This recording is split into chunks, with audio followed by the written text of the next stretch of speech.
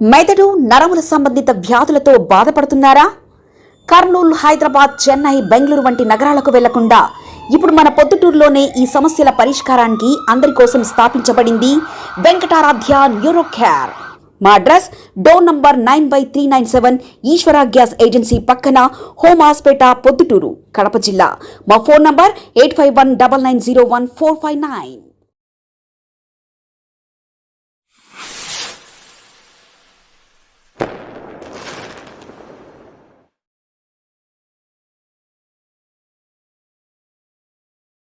అదే కాంట్రాక్టర్లు 15 నెలలు జీతాలు పడతారు. 15 నెలలు వర్కులు అది రద్దు చేయడం అయితే అందరికీ బాధాకరమైన విషయమే. దాంట్లో చెప్పారు కొంచెం దాన్ని ఆలోచన చేసి నెక్స్ట్ అయినా ఈ విధంగా రద్దు లేకుండా అదే సింగిల్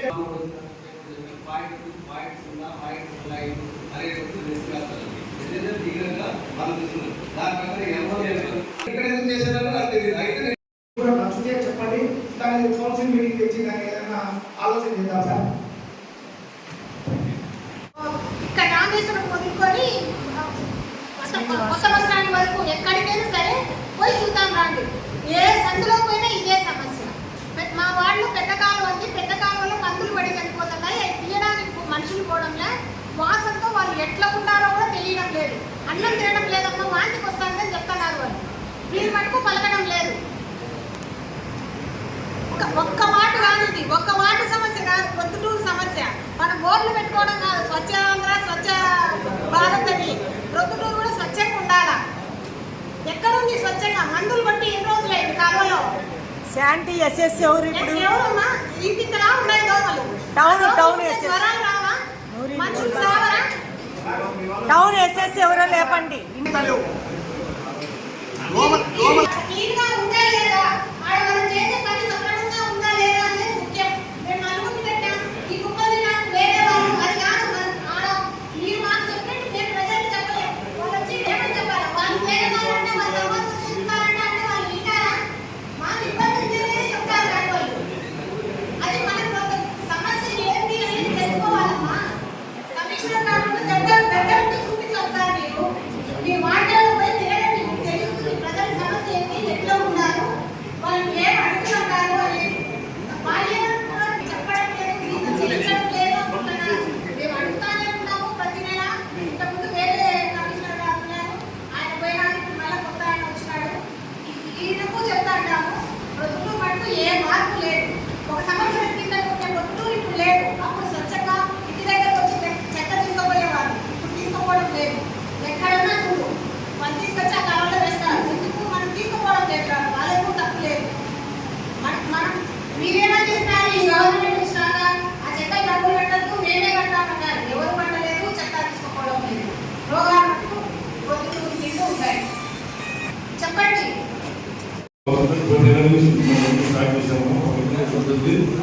మేడం గారు కూడా ఏ వాళ్ళకి కూడా విస్తరించాము చెప్పడం జరిగింది. నేను చెప్పిన గతంలో లేదమ్మా, కొన్నిసార్లు నుంచి జరుగుతాను. ఎన్ని రోజులు మందు కొట్టలేదన్నా మనం? ఎన్ని రోజులు? 6 రోజులుగా 6 నెలలు. ఎన్ని నెలలు మందు కొట్టలే? 4 నుంచి 5 సభ్యులందరి ఆవేదన నేను గుర్తించాను. తర్వాత మేడం గారు, కమిషనర్ గారు తిరిగితే అన్నారు. ఈరోజు 21వ వార్డు నుంచి తీసుకుంటే దాదాపుగా 8 వార్డులు తిరిగాను. ప్రతిరోజు 6 నుంచి 7 వార్డులు, 8 వార్డులు నేను 2.5 గంటల నుంచి 3 గంటల సేపు తిరుగుతాను ప్రతిరోజు.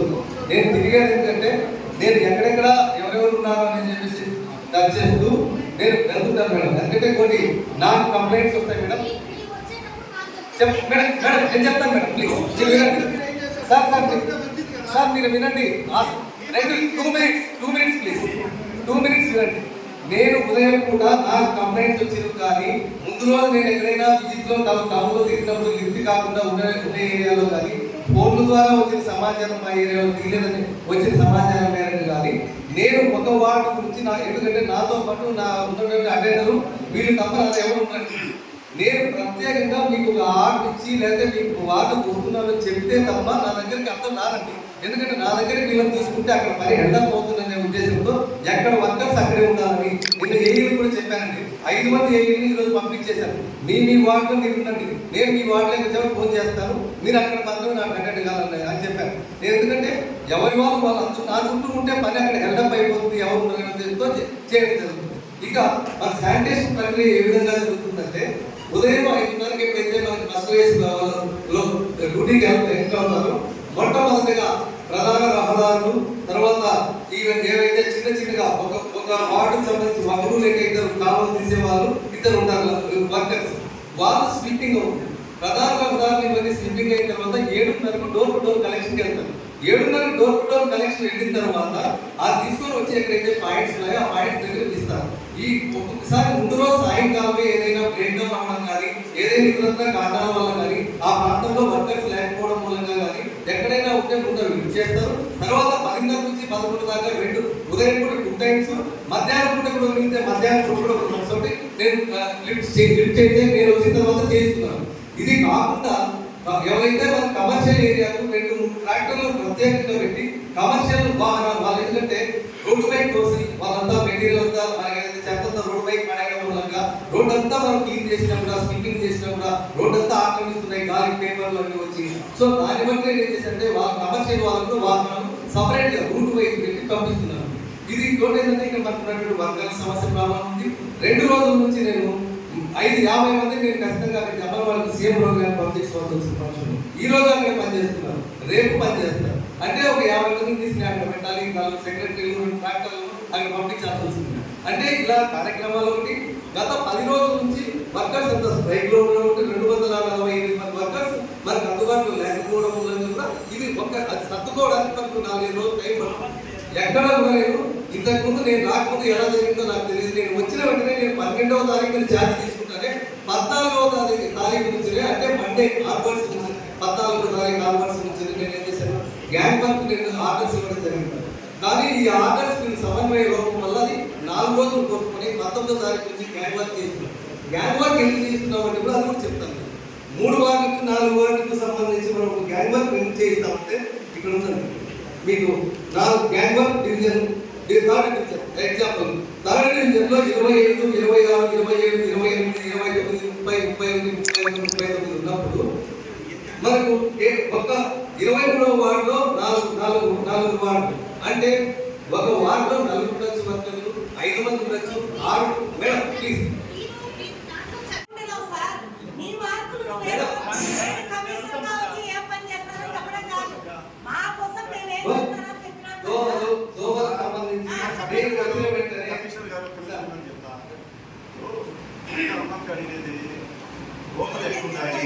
ఎక్కడ చూస్తే అది పశువు ఉంది, దానికి ఏది అరిగట్టేది, మ్యాన్ పవర్ ఎంత ఉంది ఏదనేది అడిగాను. మీరు అది చిట్టా తీసుకున్నాను, ఏం చేస్తాను ఏదంటే అది మీ ప్రాబ్లమ్స్.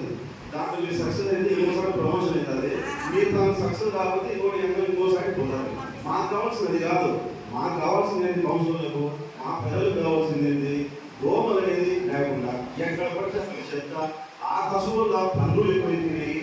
దీని మీద అడుగుతాను, దీని మీద ఒకటే సూటిగా చెప్పాలంటే దీనికి ఎంత కాలం చదవబాబు నాయుడు, దీనికి అంతా కాలం చదవబాబు నాయుడు. ఏంటంటే అదే క్యాబ్ పనుకున్నప్పుడు పనులలో ఇళ్ళ దగ్గర ఖర్చు సేకరణ చేసుకొని ఆ గవర్నమెంట్ లేకుండా డైరెక్ట్ డబ్బులు పోతాయి. ఆ పోయేదానికి ప్రజల మీద పన్ను భాగం నేనున్నాను, నేను తగ్గిస్తాను, నేను కడతానని చెప్పి ఆయన ఇది లేదు కూలి కూడా వేసినాడు ప్రజల మీద. దాని గురించి మాట్లాడాలి. దానికి ఏదైనా ఉంటే మనం ఇంకో 10 మంది ఎక్స్ట్రా తెచ్చుకోవాలన్నా, ఇంకో 15 మంది తెచ్చుకోవాలన్నా, ఇళ్ళ దగ్గర నుంచే ఖర్చు సేకరణ చేసుకొని డైరెక్ట్ డబ్బింగ్ పంపించాలన్నా అనేది అధికారులు పాల్గొనము. ఒక రోజు 1 గంట చర్చ చేసుకునే 40 మనకి ఏంటంటే ఈ ఆటోలు మనకి ఇవ్వడం జరిగింది. వాళ్ళు స్టేట్ వైడ్ టెండర్ ఫ్లోటింగ్ కూడా చేసి 15 రోజులు పైన అయింది. ఆ టెండర్ ఫ్లోటింగ్ అయిన తర్వాత మనకి ఈ మంత్గా నెక్స్ట్ మంత్గా వాళ్ళు ఎప్పుడు వెహికల్స్ ఇస్తామంటే మనకి 40 వాహనాలు వస్తాయి. 40 వాహనాలు వచ్చినప్పుడు ప్రతి ఇంటికి ఇంతకుముందు ఏ విధంగా అయితే వాహనం వచ్చి ఇంటి దగ్గర నుంచి చెత్త తీసుకొని వెట్ వేస్ట్ డ్రై వేస్ట్ 2 తీసుకొని వెళ్ళడానికి ఏదైతే ఇంతకుముందు ప్రయోజనం ఉందో ఆ విధంగా డైరెక్ట్గా మీకు వెళ్తాయి.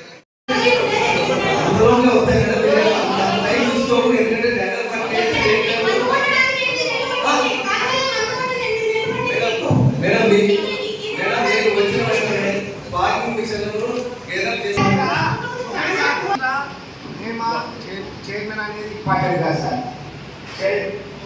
అడిషనల్గా మీకు వచ్చిన తర్వాత తప్పు అధికారులు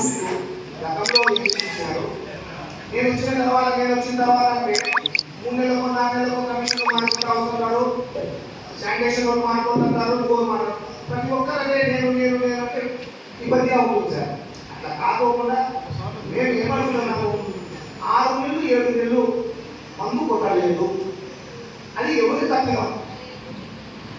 గవర్నమెంట్ మున్సిపాలిటీలో కొట్టకపోవడం ఎంత తప్పిదం? 6-7 నెలల కాలం నుంచి ఇప్పుడు ఒక వారమో 2 రోజులు 3 రోజులు కొట్టాలంటున్నారు గ్యాస్. అది కూడా పెంచడం కాదు. ఈ విధంగా మీరు 6 నెలలు కొట్టడం తప్ప కొట్టకపోవడం అంటే నేను నిన్ననే వచ్చింది సార్, నెల 2 నెలలు కమిషన్గా అంటారు. అది కాదు, శానిటేషన్ వాళ్ళు ఉంటారు కదా, ఎవరైనా సరే ఎందుకు కొట్టలే? నేనేమన్నా మా కౌన్సిల్ ఏమన్నా దోమల మందుకు సంబంధించి నేనేమన్నా తీర్మానం చేయలేదా? మీరు పెట్టే ప్రపోజల్ రద్దు ఏమన్నా చేసినామా? తీర్మానం చేసినాం, టెండర్లు ఆమోదం తెలిపినాం, అన్ని తెలిపినాం. దానికి తప్పిదం ఏముంది? మీది అధికారులు. దానికి తోడు ఈ ప్రభుత్వానికి ఆ కాంట్రాక్టర్ డబ్బు వేయాలి. 14 నెలలు 15 నెలల కాలం అయింది, ఆ కాంట్రాక్టర్ డబ్బు వేయాలి. ఆ కాంట్రాక్టర్ మందు సప్లై చేయాలి, చేయగలలే. ఎవరి తప్పు? ఈ ప్రభుత్వాన్ని. మరి ఈ ప్రభుత్వం మంచి ప్రభుత్వం మాట్లాడుకుంటే ఎట్లా? డబ్బులు వేస్తే అదే కాంట్రాక్టర్ 15 నెలల నుంచి బిల్లులు పడకపోతే ఎట్లా కాంట్రాక్టర్ అతను సప్లై చేస్తాడు? పాపం అంటే ఆలోచన చేయాలి కదా. వేయండి సార్, ఆ బిల్లులు కూడా వేయండి తొందరగా. వాళ్ళు ముట్టుకున్న కాంట్రాక్టర్లు డోర్ టు డోర్ కలెక్షన్ లేకపోవడం వల్లే రాష్ట్రంలో జరుగుతా ఉన్నప్పుడు కేవలం ప్రొద్దుటూరులో ఎందుకు లేవో కొంచెం సమాధానం చెప్పండి సార్, మేము కూడా దాని గురించి మాట్లాడతాం. రాష్ట్ర వ్యాప్తంగా ఏదైతే డోర్ టు డోర్ కలెక్షన్ వేరే నియోజకవర్గాల్లో ఉంది సార్. డోర్ టు డోర్ నేను పొద్దున వెళ్ళాను సార్, 21వ వార్డులో నేను నిలబడి అక్కడ కలెక్షన్ చేస్తున్న వ్యక్తిని అడిగాను, ఏమంటే ఒక్కనే ఉన్నారంటే లేదు సార్, నేను ఈ 4-5 రీతులతో నేనున్నాను, ఆకు రూపం పట్టుకుంటానని చెప్పాను సార్. వద్ద ఆ ఫోటో కూడా సార్ నేను అడిగేది ఏంటి చెప్పేది సార్, నేను అడిగేదంలో ప్రొద్దుటూరు నియోజకవర్గంలో 41వ వార్డులో డోర్ టు డోర్ కలెక్షన్ ఎందుకు తీసేశారు? అది తీసేసి అది మళ్ళీ పునరావృతం చేస్తే ఈ సమస్యలు పరిష్కరించబడతాయి. ఎందుకంటే చెప్తాను, ఇప్పుడు డోర్ టు డోర్ కనెక్షన్ లేకపోవడం వల్ల ఏం జరుగుతుంది? ప్రజలు వచ్చి రోడ్ల మీద ఎక్కడైనా చెత్త ఇంట్లో పెట్టుకోలేదు, ఎవరు రావట్లేదు, ఏం వేస్తారు? రోడ్ల మీద వేస్తారు. రోడ్ల మీద చెత్త పేరుకుపోయి ఏమవుతాయి? పందులు, దోమలు. అదే చెత్త మళ్ళీ కాలంలో పోతుంది. ఆ కాలంలో నుంచి మళ్ళీ మీరు తీయాలంటే 15 రోజులు పడుతుంది. తీసిన తర్వాత మళ్ళీ దాని ట్రాక్టర్లు వేస్తారంటే మళ్ళీ ఇంకో 1 వారం రోజులు పడుతుంది. ఇదే సార్ ఇదంతా. ఇప్పుడు ఒక మంచి నిర్ణయం తీసుకున్నప్పుడు, గత హయాంలో ఒక మంచి నిర్ణయం తీసుకున్నప్పుడు అదే ఎందుకు కంటిన్యూ చేయకూడదు? డోర్ టు డోర్ కలెక్షన్ ఎందుకు పెట్టకూడదయా? చెప్పండి, సమాధానం చెప్పండి. అన్వర్ రాజ్ దగ్గర ఆమె సునీతమ్మ గ్రామకు ఎన్నిసార్లు నాకైతే ప్రతి 2 రోజులకు ప్రతి వారానికి ఫోన్ వస్తూనే ఉంటారు. చెప్పేటప్పుడు తీయరు. ఏదంటే మైక్రో ప్యాకెట్ వేరంటారు. ఇది అనేక సార్లు కూడా చెప్పడం జరిగింది. అక్కడ డోర్ టు డోర్ కలెక్షన్ లేదు, రోడ్ల మీద వేస్తారు, రోడ్డు బ్లాక్ అయిపోతుంది, పందులు, దోమలు. దీనికి ప్రజలు ఏం చెప్తారంటే కౌన్సిలర్ ఉన్నాడా లేడా, చైర్మన్ ఉన్నాడా లేడా, ఎమ్మెల్యే ఉన్నాడా లేదా, కమిషనర్ ఉన్నాడా లేదా అని చెప్పి మమ్మల్ని తిట్టి కూడా తిడతారు. మీరేం సమాధానం చెప్తారో చెప్పండి. ఈ గవర్నమెంట్ పోతే సైట్ రాలే, అది ఇంకా పైన సెంటర్ లో ఉంది, అది పెండింగ్ ఉంది. ఈ 14 నెలల కాలంలో 9 ఉండేట వాళ్ళకు ఒక స్థలం కూడా చేయలేదు. ఇంకా మా యొక్క చెప్పినట్టు ఇంటింటికి చెత్త వేసే పనులు ఎత్తేసినారు, రేషన్ ఎత్తేసినారు. ఇంకా ఏ రకంగా పథకాలు ఉంటే పథకాలు పథకాలు పెట్టినారు. ఇంకా కౌన్సిలర్ ఏ డిపార్ట్మెంట్ పోతే ఏ పనులు దొరుకుతారు సార్? ఇంజనీరింగ్ అకౌంట్ సెక్షన్ పోతే బిల్లులు అప్లోడ్గా అయ్యేదో చెప్తారు. హౌసింగ్ డిపార్ట్మెంట్ పోతే హౌసింగ్ డిపార్ట్మెంట్ ఏం చేసుకోలేదు. ఇంజనీర్లకు ఏదైనా ఎస్టిమేట్ వేయమని చెప్తే కాంట్రాక్ట్ ఎవరు సిద్ధంగా లేదు. ఇంతవరకు ఈ 14 నెలల కాలంలో డెవలప్మెంటే లేదు. శిఖర్ల మటుకు మంచి ప్రభుత్వము చంద్రబాబు నాయుడు నిర్మాణం చేస్తాడు. మా నాడు నేడు మేము స్కూల్ చేస్తే మా నాడు నేడు స్కూల్ సార్, మా జగనన్న నాడు నేడుతో కొన్ని కోట్లు పెట్టి స్కూల్ పెడితే ఇల్లు మటుకు మెగా పేరెంట్స్ డే ఇల్లు పెడతారు సెలబ్రేషన్స్. మేఘంగా మీరు సెలబ్రేట్ చేసుకున్నానికి ఇంకా వీలేదు సార్, నాకు అర్థం కాదు. మేము వేసే రోడ్లు, మేము వేసే కాలువ, ఇదిల మీద ఇంతవరకు కూడా తిరుగుతారు. ఎట్లా ఈ గవర్నమెంట్ ఇదైతుంది? మనం అన్ని కట్టినాక మీరు సెలబ్రేట్ చేసుకుంటారు మెగా పేరెంట్స్ డే అని. అనేది ఆ సొమ్మ వచ్చి సొమ్మ పెట్టాం సార్. కౌన్సిలర్ సార్ ఆ గేట్ కానీ వచ్చే ఏమన్నా పనికి మళ్ళా గేట్ కానీ వాళ్ళిందే ఏ పని కాదు, ఒక్క పని కాదు. మేము ఎందుకు సార్ నాకు అర్థం కాదు. అసలు మున్సిపాలిటీ అత్యంతరం కదా సార్ 14 నెలల నుంచి కూలికి వచ్చినా పోతున్నాం.